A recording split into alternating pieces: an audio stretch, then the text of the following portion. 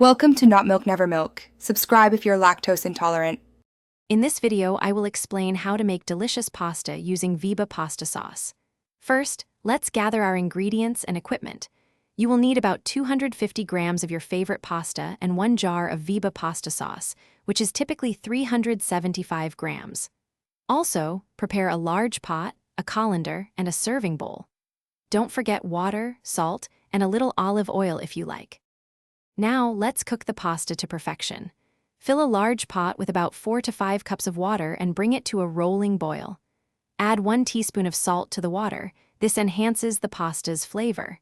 Carefully add your pasta and cook it according to the package instructions, usually for 8 to 10 minutes until it's al dente. Once cooked, drain the pasta thoroughly using a colander. Next, we will prepare the delicious Veeba pasta sauce. Gently heat the entire jar of Veeba pasta sauce in a separate pan over medium-low heat.